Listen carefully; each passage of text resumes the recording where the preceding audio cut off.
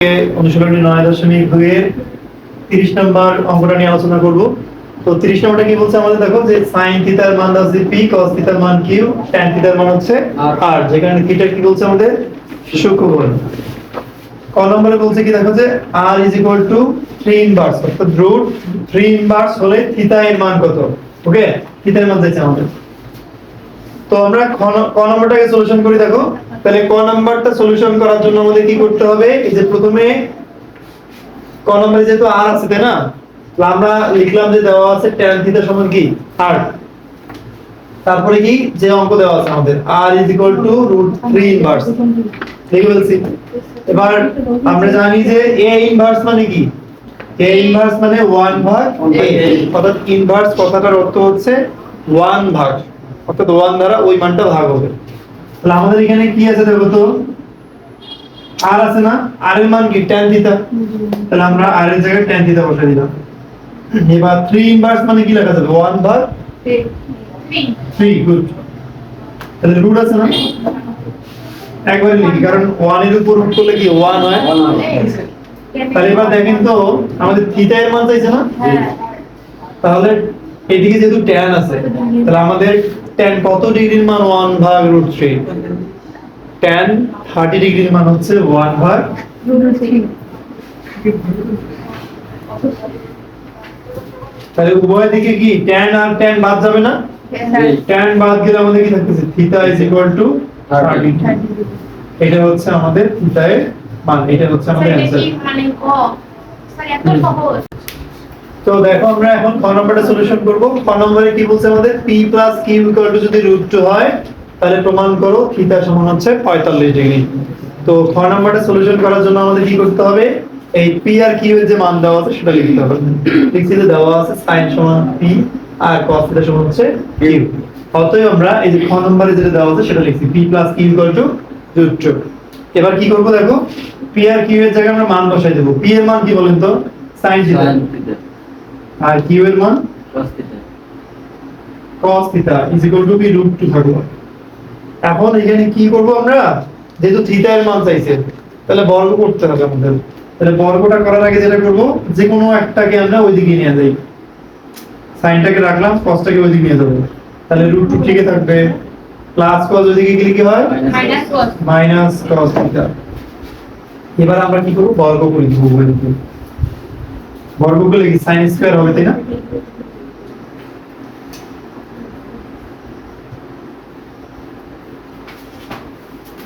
তাহলে আমরা কি করছি, এখানে উভয় দিকে বর্গ করছি। এই পাশেটা তো s এখানে ওকে, তাহলে এটা কি a - b হোল স্কয়ার সূত্র করবে, হ্যাঁ। তাহলে sin স্কয়ারটা ঠিকই থাকলো। তাহলে a - b হোল স্কয়ারের সূত্র কি, a square minus 2ab plus b square minus 2ab plus a square, এই সূত্রটা করবে। তো যদি ফেলাই দেই এখানে কি √2, তার উপরে কি হবে স্কয়ার মাইনাস সূত্রে 2 ইনটু a, a মানে কি √2 না, √2 আর cos theta plus cos theta square জায়গাটা আমরা ধরতে ছিল নিচে, পাবনামিটার প্লাস হচ্ছে কি cos স্কয়ার থিটা তাই না।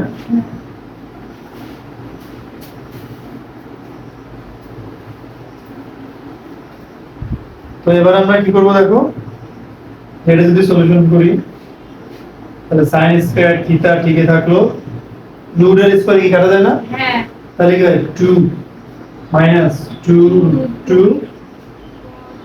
cos থিটা প্লাস হচ্ছে cos স্কয়ার থিটা।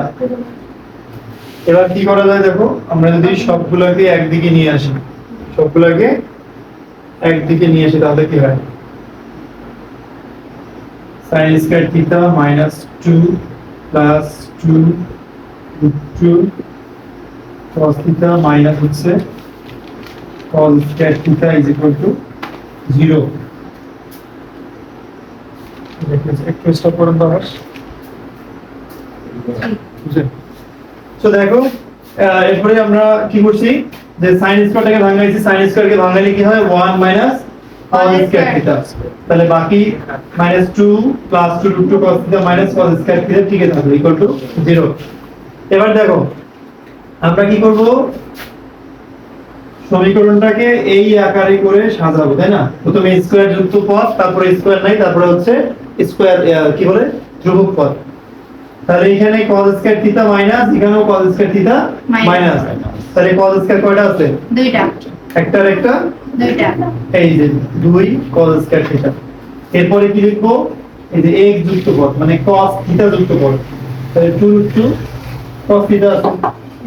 এরপরে দেখো এখানে +1 আর এখানে -2, তাহলে এই দুটো যোগ বিয়োগ করতে হবে। তাহলে -2 থেকে যদি আমরা এক বাদ দিই কত হয়? -1 থাকে। এবার আমরা কি জানি যে স্কয়ার যুক্ত পদটার সামনে মাইনাস কখনো রাখা যাবে না। তাহলে কি করতে হবে? -1 দ্বারা গুণ করতে হবে। তাহলে -1 দ্বারা যদি গুণ করি মাইনাসটা কি হবে? প্লাস, প্লাসটা হবে মাইনাস হয়েছে প্লাস। এবার আমরা কি করব, এটাকে একটু জাস্ট সূত্রের মতো করে ফেলবো। তাহলে যদি আমরা 2 cos স্কয়ার থিটা থেকে লেখা যায়, দেখো √2 cos থিটা, তারপরে স্কয়ার মাইনাস সূত্রে 2 ইনটু a ইনটু কি b প্লাস b স্কয়ার। তার মানে এটা লেখা যায় a square minus 2ab plus b square, মানে কি a minus b whole square, a minus b। এবার এই স্কয়ারটা উঠে কি বর্গমূল হয়, 0 বর্গমূল মানে কি 0। তাহলে এটা ঠিকই মানে থাকবে। এই স্কয়ারটা উঠে 0 হবে। হ্যাঁ হ্যাঁ, বর্গমূল করলে 0 বর্গমূল কিন্তু 0, ওর সঙ্গে তো 0টা আছে। 0 বর্গমূল 0 হয়। তারপরে কি এটা ঠিকই থাকলো, -1টা ওদিকে গেলে কি হবে? +1। এবার √2 যেহেতু cos থিটার সাথে গুণ অবস্থায় আছে, √2টা কি ভাগ হয়ে যাবে। তাহলে যেহেতু আমাদের এদিকে সামনে কি আছে cos থিটা, তাহলে cos কত ডিগ্রির মান 1/√2, 45 ডিগ্রি। তাহলে cos 45 ডিগ্রির মান √1/√2। তাহলে যেহেতু দুই দিকে আমাদের কি আছে cos আছে, cos cos চলে যাবে, থাকবে কি থিটা ইজ ইকুয়াল টু 45। এটা আমাদের প্রমাণ করতে বলছে। তাহলে গ নম্বরে কি বলছে, 7p square plus 3q square is equal to 4 হলে দেখাইতে বলছে আমরা tan থিটা এর মান কত 1/√3। তাহলে আমরা দেখো সমাধানে কি লিখছে, দেওয়া আছে sin থিটা এবং cos থিটা এর মান। এবার অঙ্কটা কি বলছে, 3p square plus 3q square equal to 4। এবার আমরা মান বসে দিই। হ্যাঁ, তাহলে 7p এর জায়গায় কি sin square theta plus 3q মানে কি cos square theta cos square theta is equal to কত 4। 4। তাহলে আমরা যে কোনো একটাকে ভাঙাবো, অর্থাৎ cos কে sin করব অথবা sin কে cos করে নেব। তাহলে আমরা সাইনটাকে ঠিকই রাখি। cos মানে কি বলেন তো 1 মাইনাস sin স্কয়ার থিটা। এটা জানি তো নাকি? স্যার কারণ আমরা জানি কি cos স্কয়ার থিটা মানে কি 1 মাইনাস sin স্কয়ার থিটা। তাহলে এটা ঠিকই থাকলো আমাদের sin। এবার 3 সাথে এই দুটো গুণ করতে, তাহলে 3 কে 3 প্লাসে মাইনাসে মাইনাস, 3 এর সাথে sin স্কয়ার গুণ করলে কি 3 sin স্কয়ার থিটা, তাই না? Sir 3 sin square theta is equal to 4। 4। এবার দেখেন আমরা কি করব, যোগ বিয়োগ করব। এটাও sin স্কয়ার, এটাও sin স্কয়ার। তাহলে এখানে sin স্কয়ার কয়টা আছে? দুইটা 7টা। আর এখানে তিনটা এটা প্লাস আর এটা মাইনাস। তাহলে কি যোগ বিয়োগ করতে হবে। 7 থেকে 3 বাদ দিলে কত হয়? তাহলে 4টা sin স্কয়ার থিটা থাকবে। 4 sin স্কয়ার। এবার এই যে 3টাকে আমরা ইকুয়ালের ওই দিকে নিয়ে যাব, কারণ ধ্রুবক এটা। তাহলে ওইদিকে কি ছিল 4 প্লাস 3, ওইদিকে কি হবে মাইনাস 3। তাহলে 4 sin স্কয়ার থিটা ঠিকই থাকলো। 4 থেকে 3 বাদ দিলে কত হয়? 1 1। এবার দেখো sin এর সাথে কি গুণ অবস্থায় আছে? 4 4। তাহলে গুণ থাকলে কি বলছেন আমরা ভাগ হয়ে যাবে। তাহলে এই 4টা কি হবে ভাগ হয়ে যাবে 1/4। ওকে, Yes. এবার কি স্কয়ার আছে না, স্যার এই স্কয়ারটা উঠে যায় কি হবে রুট হবে রুট নেবে। এই স্কয়ারটা উঠে যায় কি হবে রুট নেবে। ঠিক আছে, 1 এর বর্গমূল কত বলো তো? 1 1। আর 4 এর বর্গমূল কত? 2। তাহলে একবারে কি লিখতে পারবো 1/2। √2 সরি 1 কি লিখবো আমরা 2 এইখানে করি। তার উপরে স্কয়ার অতএব sin থিটা সমান কি লেখা যাবে 1/2। কেন √2 কেন আবার সরি 1/2 না? স্যার তাহলে থিতা এর মান নির্ণয় করতে বলছে আমাদের। তাহলে sin কত ডিগ্রির মান 1/√2? স্যার 30 হ্যাঁ 30 ডিগ্রি। Right 30 30 sin 30 degree. তাহলে দেখো তো sin আর sin একই আছে, কি সাইনটা চলে যাবে না? ইয়েস স্যার তাহলে থিতা সমান কত? 30 ডিগ্রি 30 ডিগ্রি।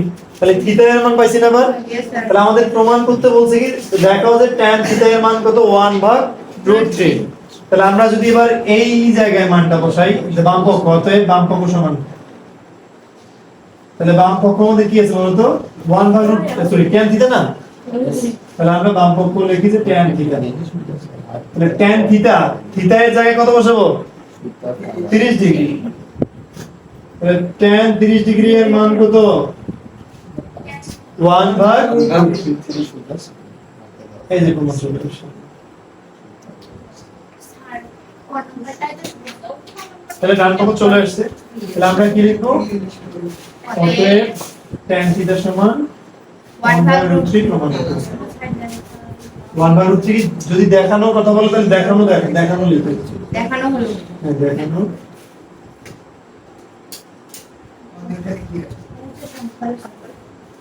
Thank you.